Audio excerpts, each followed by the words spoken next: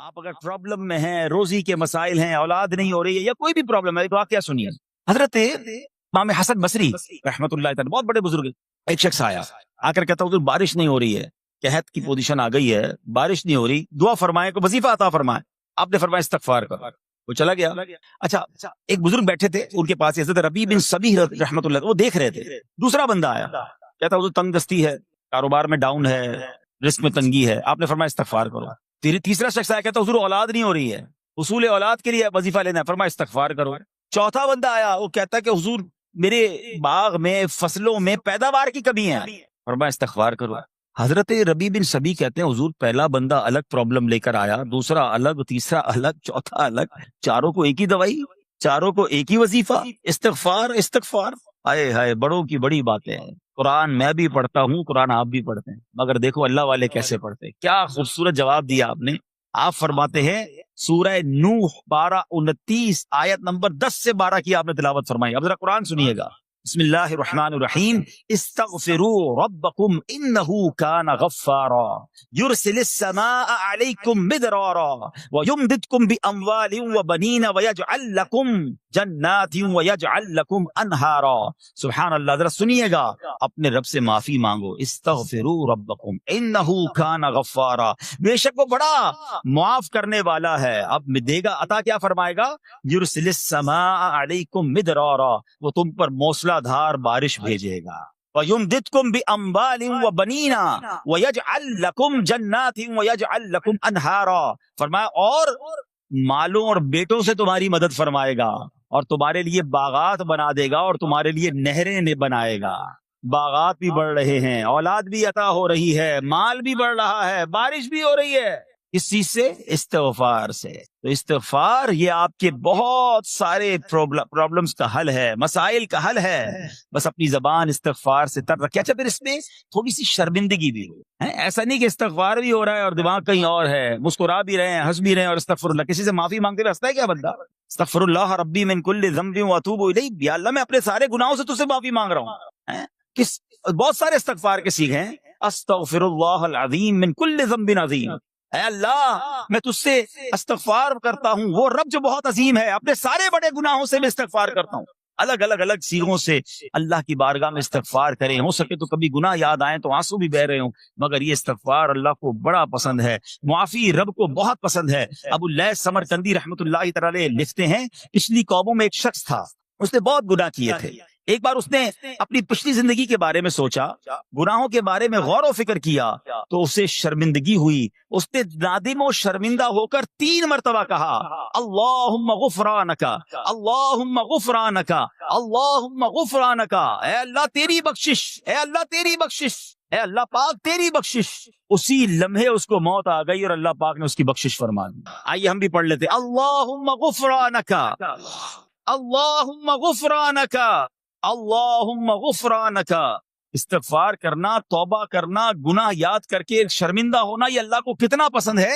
ایک سبحان اللہ، اس کے بارے میں چند برکتیں آپ کو بیان کرتا ہوں۔ بڑی عظیم برکت یہ ہے کہ اس کی بدولت بندے کا تنگی اور غم دور ہو جاتا ہے۔ حدیث پاک میں ہے جو ہمیشہ استغفار کرتا رہے، اللہ پاک اس کے لیے ہر تنگی سے نکلنے کا راستہ بناتا ہے، ہر فکر و غم سے اسے خلاصی عطا فرماتا ہے۔ اس کی ایک برکت یہ بھی ہے کہ ایسے بندے کو اللہ پاک غیب سے رزق عطا فرماتا ہے۔ حدیث پاک میں ہے استغفار کرنے والے کو اللہ وہاں سے رزق عطا فرماتا ہے جہاں اس کا گمان بھی نہیں ہوتا ہے۔ اتنی مہنگائی ہے، اتنی مشکلیں ہیں، اتنی تنگی ہے، لوگ قرضے میں ہیں، کبھی ادھر جاتے ہو کبھی ادھر جاتے ہو۔ ارے بھائی سب کے پاس جاتے ہو، رب کے پاس کیوں نہیں جاتے؟ استغفار کرنا شروع کر دو، فرمایا ادھر سے روزی دے گا جہاں تمہارا گمان بھی نہیں جائے گا۔ اس کی برکت سے اللہ پاک دلوں کے زنگ کو دور فرماتا ہے۔ آئیے پیارے اسلامی بھائیوں، اللہ کو معافی مانگنا، دل سے پکارنا کتنا پسند ہے۔ میں آپ کو ایک بہت ہی خوبصورت واقعہ بتاتا ہوں، اور یہ واقعہ ہے حضرت موسیٰ علیہ نبینا علیہ السلام کا۔ اللہ پاک نے حضرت موسیٰ علیہ نبینا علیہ السلام نے ایک بار اپنی مناجات میں عرض کیا یا اللہ یا رب۔ اللہ پاک کی طرف سے جواب آیا لبیک یا موسیٰ۔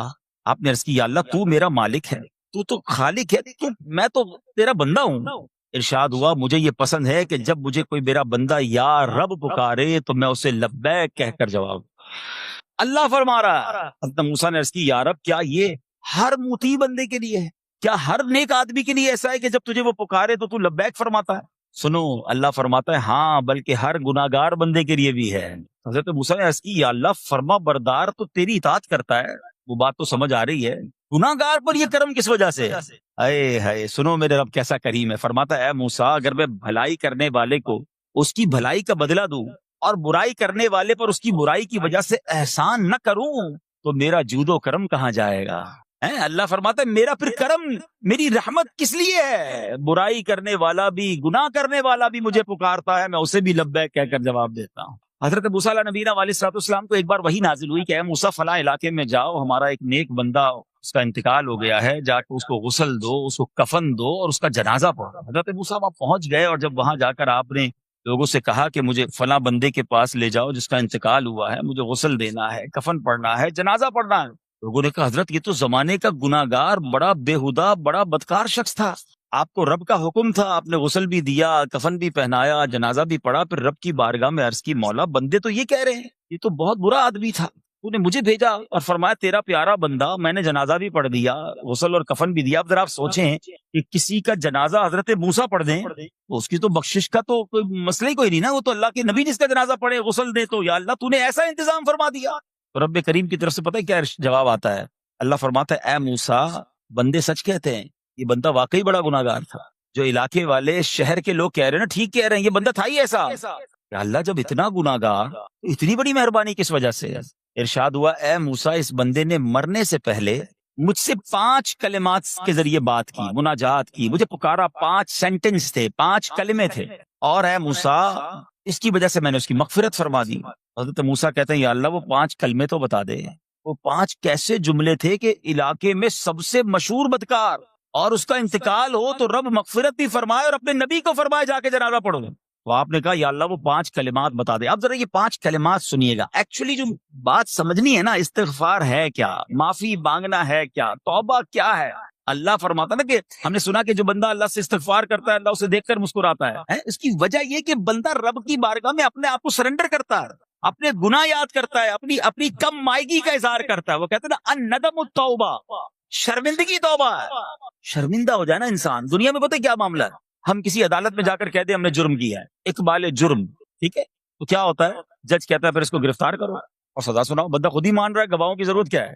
دنیا کی عدالت میں اقبال جرم پر سزا ملتی ہے، میرے رب کی رحمت کی عدالت دیکھو، بندہ وہاں جا کر اقبال جرم کر لے، شرمندہ ہو جائے، معافی مانگ لے، اللہ اس کے سارے گناہ معاف فرما دے۔ یہ فرق ہے دنیا والوں میں اور رب کی عدالت میں، سبحان اللہ۔ وہ حضرت موسیٰ کہتے ہیں یا اللہ وہ 5 کلمے بتا، اور بتائے گئے تو وہ 5 کلمے سنیے گا ذرا۔ وہ بندہ کہتا ہے مرنے سے پہلے اے رب تو جانتا ہے میں نیکوں سے محبت کرتا ہوں اگرچہ خود نیک نہیں ہوں، یا رب تو جانتا ہے میں فاسقوں سے بغض رکھتا ہوں اگرچہ میں خود فاسق ہوں۔ سمجھ رہے ہیں بات؟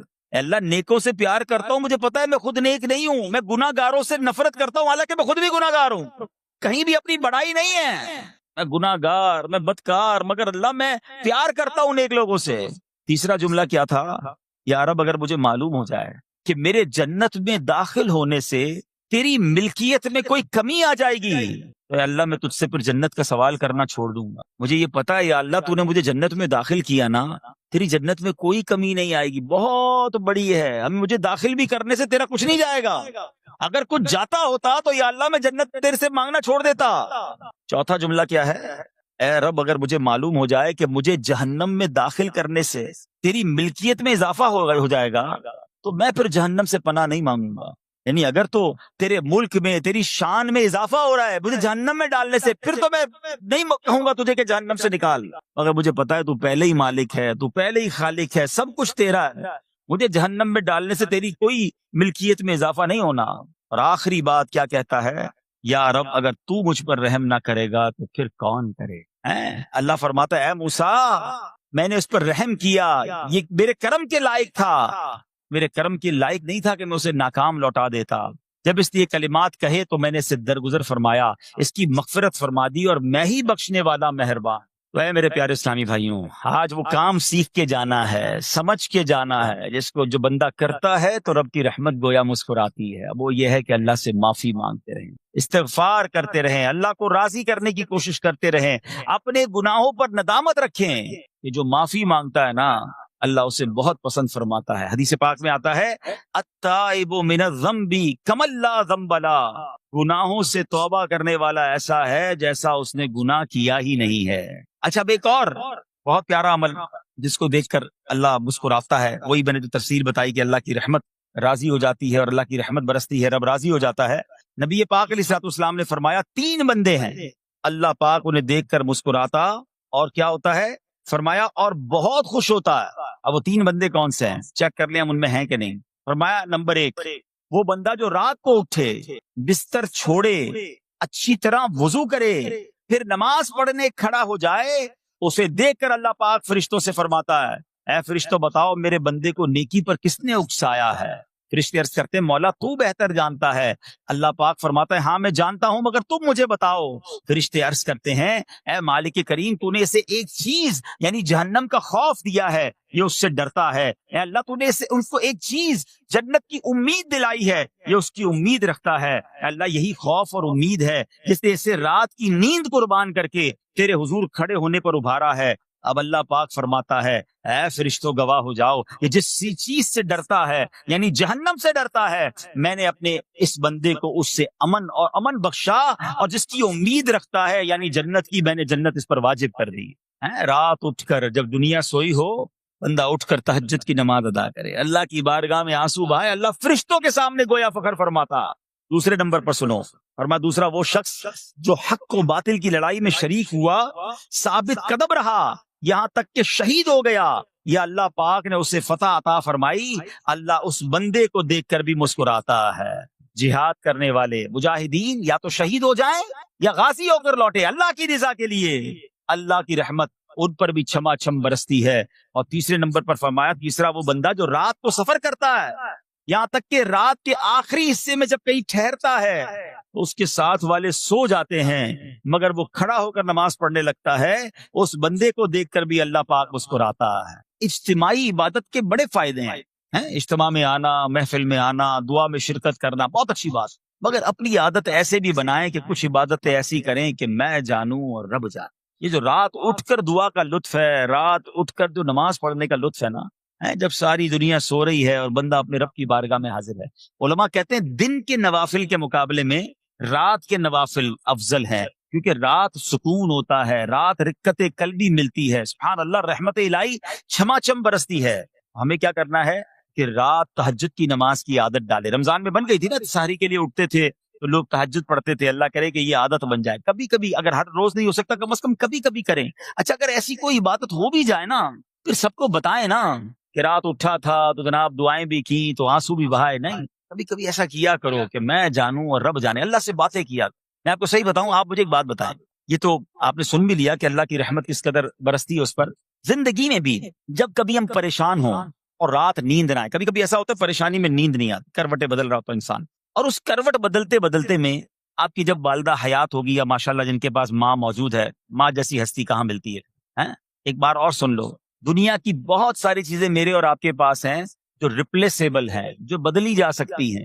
موبائل فون لیتے ہیں بڑی خوشی سے لیتے ہیں، مگر نیا ماڈل آتا ہے تو لوگ بدل دیتے ہیں. سواری لیتے ہیں بڑی خوشی ہوتی ہے، مگر جب نئی سواری آتی ہے تو ریپلیس بدل دیتے ہیں. ماڈل نیا آ گیا بھائی، اب وہ پرانی لگتی ہے. مگر یاد رکھو ماں باپ چلے جائیں نا، اس کے بعد ماں باپ دوبارہ نہیں ملتے. ان کا کوئی نیا ورژن یا نیا ماڈل نہیں ہے تو ان کی قدر کر لو، ان کی دعائیں لے لو. تو بہرحال آپ کبھی کبھی تکلیف میں ایسا ہوا ہو کہ رات کو نیند نہ آئی ہو، بے قرار ہو کر ماں کے پاس گیا، آنکھوں میں آنسو لے کر کہ ماں میں پریشان ہوں، بیمار ہوں، یا قرضے میں ہوں، یا فلاں پرابلم ہے. ماں نے کیا کیا تھا؟ کروٹ بدل کر سو گئی تھی کہ بیٹا تو جان تیرا کام جانے، یا ماں خود بھی بیدار ہو گئی، سینے لگایا اور دعا کرنا شروع کر دی. بھائی ہم روئے تو ماں بھی روئی. یہ ہے نا ماں. میری تکلیف، ایسا لگتا ہے کہ مجھے کبھی کبھی یہ فیصلہ کرنا مشکل ہوتا تھا کہ تکلیف مجھے زیادہ ہوتی ہے میری تکلیف میں، یا میری والدہ کو زیادہ ہوتی ہے. بیمار میں ہوں، تکلیف اسے، یہ رشتہ کہاں ملتا ہے. مگر مجھے ایک بات بتاؤ، جب میری تکلیف پر رات نیند چھوڑ کر بستر چھوڑ کر میں ماں کے پاس گیا، ماں نے سینے لگایا، تو اگر میں اپنا بستر چھوڑ کر آنکھوں میں آنسو لیے میری ماں سے مجھے کہیں زیادہ پیار کرنے والے رب کی بارگاہ میں چلا گیا تو اس کی رحمت کیا مجھے مایوس کر دے گی؟ میری ماں کے دل میں جو ممتا ہے نا وہ بھی میرے رب نے ڈالی ہے. تو رب کی رحمت کتنی ہوگی. تو کبھی کبھی اللہ کی بارگاہ میں رات کے اس پہر حاضر ہوا کرو. جو پرابلم ہے آپ کی، جو مشکل ہے آپ کی، آپ یقین کریں، آپ اللہ کی بارگاہ میں تہجد کے وقت رات کے آخری پہر آنسو بہائیں، دعائیں کریں، نوافل پڑھیں، پھر دیکھیے آپ کے دل کو تسلی کیسے ہوتی ہے، آپ کا ایمان تازہ ہو جائے گا، اور آپ نے دیکھا کہ ایسے وقت عبادت کرنے والوں سے رب کتنا راضی ہوتا ہے۔ اللہ کرے یہ بات ہمیں سمجھ آ جائے۔ اسی طرح عظیم صحابی حضرت عبداللہ ابن مسعود رضی اللہ تعالیٰ سے روایت ہے، پیارے آقا مکی مدنی مصطفیٰ صلی اللہ تعالیٰ علیہ وسلم نے فرمایا، ایک بندہ رات کو اٹھتا ہے، اچھی طرح وضو کرتا ہے، پھر اللہ پاک کی حمد کرتا ہے، اس کی بزرگی بولتا ہے، اپنے نبی علیہ الصلوۃ والسلام پر درود پڑھتا ہے، قرآن کھول کر پڑھنا شروع کر دیتا ہے، یہ وہ بندہ ہے جسے دیکھ کر اللہ پاک مسکراتا ہے اور فرماتا ہے، دیکھو میرا بندہ عبادت کر رہا ہے جبکہ اسے میرے سوا کوئی نہیں دیکھ رہا ہے۔ اللہ، یہ کاش ہمیں عادت مل جائے کہ ہم اکیلے میں عبادت کریں، انفرادی عبادت کریں، میں جانوں میرا رب جانے، کبھی تلاوت کریں، کبھی درود پڑھیں، کبھی دعائیں کریں، کبھی آنسو بہائیں، سبحان اللہ، اس کا مزہ ہی اور ہے۔ ہاں، کبھی ایسا ہونا چاہیے۔ ہم محفل میں عشق رسول کے عالم میں رو بھی پڑھتے ہیں، مدینے کی یاد ہو، نعت شروع ہو تو ہماری آنکھوں میں آنسو آ جاتے، یہ بھی اچھی بات ہے، مگر کبھی کبھی رات ایسی بھی ہونی چاہیے کہ دل میں ہو یاد تیری گوشے تنہائی ہو، دل میں ہو یاد تیری گوشے تنہائی ہو، پھر تو خلوت میں عجب انجمن آرائی ہو۔ کبھی زندگی میں ایسی راتیں بھی آنی چاہیے، وہ ہے نا، جاگ اٹھا اشکوں کا مقدر، عشق نبی میں روتے روتے کیسی گزری رات نہ پوچھو۔ کبھی کبھی ایسی رات بھی گزرنی چاہیے کہ آقا کی یاد میں آنسو بہ رہے ہوں، مدینے کی یاد میں، گھر والوں کو بھی پتہ نہ چلے، ہلکی ہلکی آواز میں کبھی نعت شریف لگا لیا کریں، کبھی مناجات لگا لیا کریں، ہم پتہ نہیں کیا دیکھتے دیکھتے سوتے ہیں۔ کاش انہی تصورات میں آنکھیں بند ہوں کہ میں سو جاؤں یا مصطفیٰ کہتے کہتے، میں سو جاؤں یا مصطفیٰ کہتے کہتے، کھلے آنکھ صلی اللہ کہتے کہتے۔ جو مدینے کے تصور میں سوتے ہیں نا، پھر خواب میں زیارت بھی کر لیتے ہیں۔ خواب کا ایک فنامنا یہ بھی ہے، آپ جس چیز کے بارے میں سوچتے ہوئے سوتے ہیں نا، عموماً گندی باتیں دیکھ کر، گندی چیزیں دیکھ کر سوتے ہیں، پھر ایسے ڈراؤنے خواب بھی آتے ہیں، انہیں ٹینشن بھی آتی ہے، فلموں میں بھی ماردار دیکھی، خواب میں بھی لڑائی جھگڑے دیکھ رہے ہیں۔ جو مدینے کی یادوں میں سو رہا ہے، جو باوضو سو رہا ہے، جو اللہ کا ذکر کر کے سو رہا ہے، جو نوافل پڑھ کے سو رہا ہے، پھر دیکھو خواب میں بھی کہاں کہاں کی سیر کرے گا انشاءاللہ۔ تو اپنی خلوتوں کو اچھا کریں، اپنے اکیلے وقت کو بھی خوبصورت کریں، آنسو بہائیں، اور سبحان اللہ تہجد پڑھنے والوں کے چہروں پر نور بھی آ جاتا ہے۔ ہاں، یہ ایک الگ نعمت انہیں ملتی ہے، اللہ نصیب فرما دے۔ اچھا، ایک اور خوبصورت کام ہے، اللہ کریم جلدی دیکھ کر مسکراتا ہے۔ فرمایا حضرت ابو سعید خدری رضی اللہ تعالیٰ فرماتے ہیں، رسول ذیشان مکی مدنی سلطان صلی اللہ تعالیٰ علیہ وسلم نے فرمایا، 3 بندوں کو دیکھ کر اللہ پاک مسکراتا ہے۔ وہ قوم جو نماز میں صفیں سیدھی کرتی ہے، اور وہ بندہ جو اللہ پاک کی راہ میں جہاد کرتا ہے، تیسرا وہ بندہ جو رات کے اندھیرے میں عبادت کرتا ہے، انہیں دیکھ کر اللہ پاک مسکراتا ہے۔ جہاد والی بات اور رات والی عبادت کی بات تو ہو گئی، اب اس میں نئی بات سیکھنے کو ملی، صفیں درست کرنے والی۔ اب روز نماز پڑھ رہے ہیں، صفیں درست نہیں کر رہے ہوتے، امام صاحب کہہ کے تھک جاتے ہیں، کاندھے سے کاندھا ملائیں، صفوں کو سیدھا کریں۔ صفوں کو سیدھا کرنے والوں کو دیکھ کر رب کی رحمت مسکراتی ہے، رحمت برستی ہے۔ اب یہ کتنا آسان کام ہے، مگر اس کی طرف بھی توجہ نہیں ہوتی ہے۔ یاد رکھیے کہ صفیں سیدھی کرنا یہ بڑی نیکی ہے، اور اللہ کرے کہ ہم اس پر عمل کرنے والے بنیں۔ اور صفیں درست نہ کرنا ترک واجب، ناجائز اور گناہ ہے۔ سیدھی صفیں نہیں کرتے، نہیں، ناجائز کرتے ہیں، گناہ کرتے ہیں۔ صف درست نہ کرنے سے نماز ناقص رہ جاتی ہے۔ اور یہ بعض اوقات لوگ کہتے ہیں، یار ہمیں اس نماز میں وسوسے بہت آتے ہیں۔ روایتوں میں آتا ہے صف درست نہ کرنا نماز میں وسوسے آنے کا سبب ہے۔ صفیں ٹھیک نہیں ہوں گی نا، عجیب عجیب سی باتیں دماغ میں آئیں گی۔ کیوں؟ حدیث پاک میں آتا ہے، شیطان تمہارے درمیان بھیڑ کے بچے کی طرح گھس جاتا ہے، شیطان صفوں میں گھس جاتا ہے۔ صف سیدھی نہ کرنے میں چہرہ بگڑنے کا اندیشہ ہے۔ اے ہائے، اب ذرا غور کر لیجئے یہ کتنا ضروری ہے۔ قرآن کریم میں ایک سورت ہے، سورہ صافات، اس مبارک سورت کی پہلی آیت میں اللہ پاک نے فرمایا، وَالصَّافَّاتِ صَفًّا، ان کی قسم جو باقاعدہ صفیں باندھے ہوئے ہیں۔ حضرت عبداللہ ابن مسعود فرماتے ہیں، یہاں صفیں باندھنے والوں سے مراد فرشتے ہیں۔ حضرت جابر بن سمورہ رضی اللہ تعالیٰ عنہ فرماتے ہیں، ایک دن پیارے آقا مکی مدنی مصطفیٰ صلی اللہ تعالیٰ علیہ وسلم تشریف لائے اور فرمایا، تم ایسے صف کیوں نہیں بناتے جیسے فرشتے صفیں بناتے ہیں؟ ہم نے عرض کی، یا رسول اللہ صلی اللہ تعالیٰ علیہ وسلم، فرشتے کیسے صف بناتے ہیں؟ فرمایا، پہلے اگلی صف مکمل کرتے ہیں اور خوب مل کر کھڑے ہوتے ہیں۔ سبحان اللہ، مبارک ہو ان مسلمانوں کو جو صفیں سیدھی کرتے ہیں، اچھی طرح کاندھے سے کاندھا ملاتے ہیں، گویا یہ فرشتوں کا کام کر رہے ہیں، فرشتوں والا کام کر رہے ہیں۔ تفسیر طبی میں ہے، فاروق اعظم رضی اللہ عنہ کا یہ معمول تھا، جب نماز پڑھانے لگتے تو نمازیوں کو فرماتے، صفیں سیدھی کر لو، اے فلاں ذرا آگے ہو جاؤ، اے فلاں ذرا پیچھے ہو جاؤ، پھر فرماتے بے شک اللہ پاک تمہیں فرشتوں کی طرح دیکھنا پسند فرماتا ہے۔ تو صفیں سیدھی رکھنا یہ فرشتوں کا انداز ہے، اور اللہ کی رحمت خوب برستی ہے، گویا رب مسکراتا ہے انہیں دیکھ کر۔ تو اے میرے پیارے اسلامی بھائیوں، اور بھی بہت سارے کام ہیں جس کو دیکھ کر، جن کو کرنے سے اللہ کی رحمت چھما چھم برستی ہے۔ بہرحال آج ہم نے 3-4 باتیں سنی ہیں، آج سے اس کو نیت کر لیتے ہیں کہ خوب اللہ کی بارگاہ میں ہم استغفار کریں گے، اپنے گناہوں پر معافی مانگیں گے، انشاءاللہ راتوں کو اٹھ کر جب لوگ سو رہے ہوں گے اللہ کی بارگاہ میں عبادت کریں گے۔ اسی طرح فرمایا کہ صفوں کو درست کریں گے، اور انشاءاللہ رب کی بارگاہ سے خوب رحمتیں لوٹیں گے۔ اے میرے پیارے اسلامی بھائیوں، یہ سب کب ہو سکے گا؟ کہ جب ہم اچھے ماحول میں رہیں گے۔ تہجد تو جب پڑھیں گے نا، جب پہلے فرض پڑھیں گے، جس کی فرضی قضا ہو رہی ہے تو اس کو تہجد کی باری کب آئے گی؟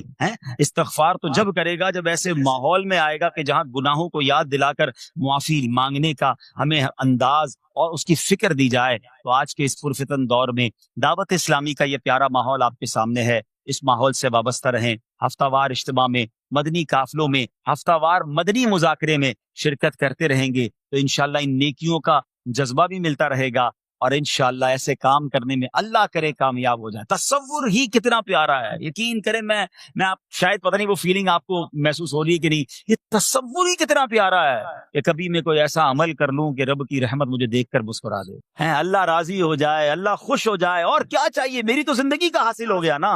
تو اب یہ 3-4 کام آپ نے سن لیے ہیں، اس کو عمل کرنا شروع کر دیں۔ اللہ کریم سے دعا کرتا ہوں کہ رب کریم اپنی رضا والے کام ہمیں بڑھ چڑھ کر کرنے کی توفیق عطا فرمائے۔ اللہ پاک ہم سب کو عمل کرنے کی توفیق عطا فرمائے۔